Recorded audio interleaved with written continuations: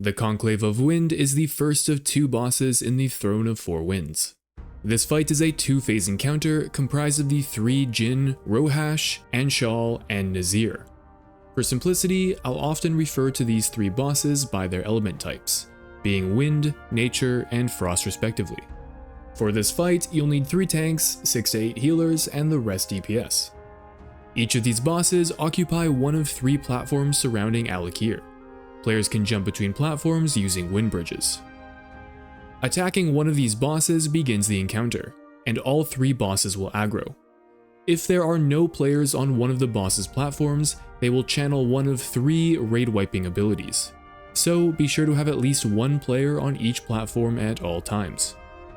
Additionally, the bosses must die within 1 minute of the first being brought to 0 health. Otherwise, they will heal back to full. Now, there's a lot of different and unique roles that need to be filled during this encounter. So let's kick things off by talking about each of the boss's Phase 1 mechanics. Starting with Anshal, the nature boss. Assign 2 tanks, 2 to 3 healers, and about half your DPS, preferably ranged, to this platform. Early on in the phase, Anshal uses Soothing Winds, summoning a green circle which heals enemies and silences players inside of it. Be sure to drag the boss and any adds away from this circle. The boss's next ability is Nurture, summoning several ravenous creepers. These adds possess the ability Toxic Spores. This is a stacking dot that gets applied to anyone within 8 yards of the ad. This debuff isn't terribly dangerous on normal, have your tank pick them up and AoE them down. But on heroic, this dot deals a lot more damage, so instead, have your tank kite the adds with frost traps or other movement slowing effects. Blood Death Knights are great for this role because AMS can help mitigate some of these stacks.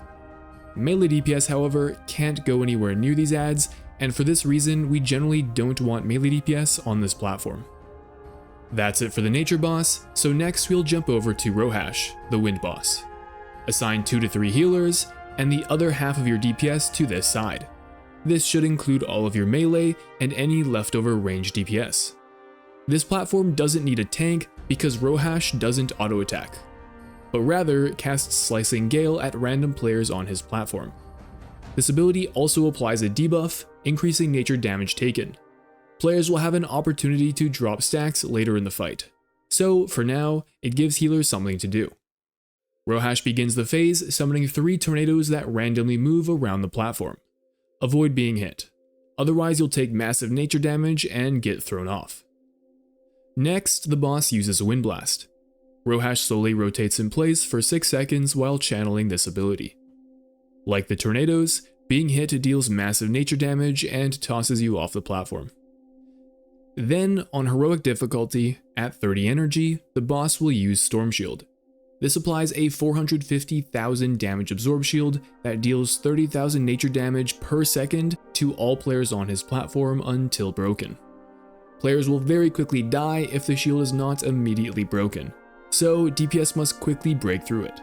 Consider holding damage cooldowns for this ability. And that's it for the wind boss. Finally, let's jump over to Nazir, the frost boss. Assign 1 tank and 2 healers to this platform. Nazir applies a stacking frost damage taken debuff in the form of Wind Chill to all players on his platform. He recasts this frequently enough that stacks will not drop as long as you remain on his platform. Nazir also uses Permafrost. This is a channeled frost damage ability used on the tank. Be sure to face Nazir away from other players as this damage goes out in a frontal cone. Lastly, he casts Ice Patch at a random player's location, dealing frost damage every second and slowing movement by 10%. This effect stacks. If targeted, be sure to run out of it. And don't confuse it for a Hunter's Frost Trap. Also, because of this mechanic, players on the Frost platform should spread out.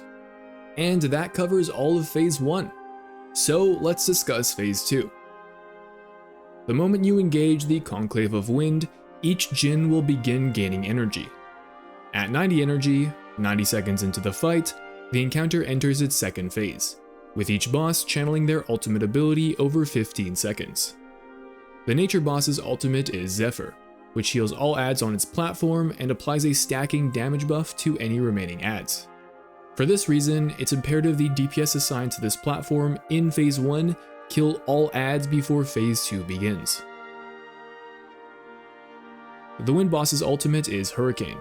This tosses players in the air, dealing nature damage every second and then dropping them to the ground once the ultimate has finished.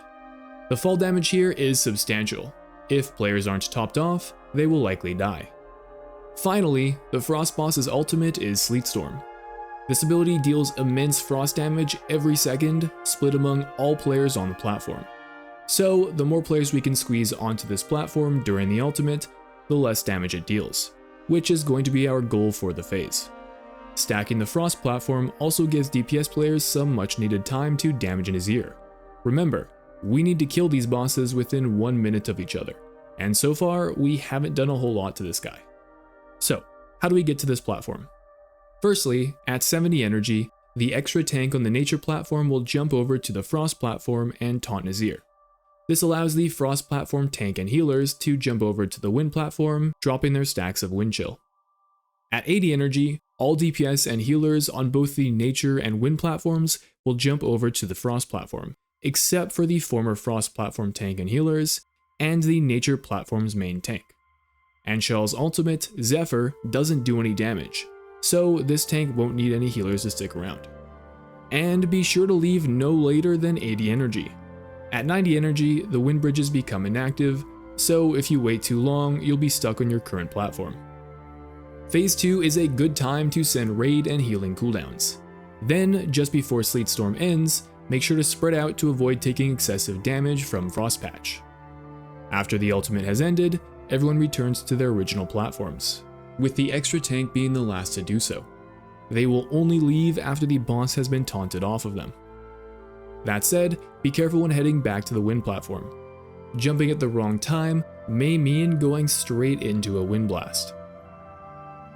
During progression, we had one of the players assigned to this platform for Phase 2 calm when it was safe to jump back.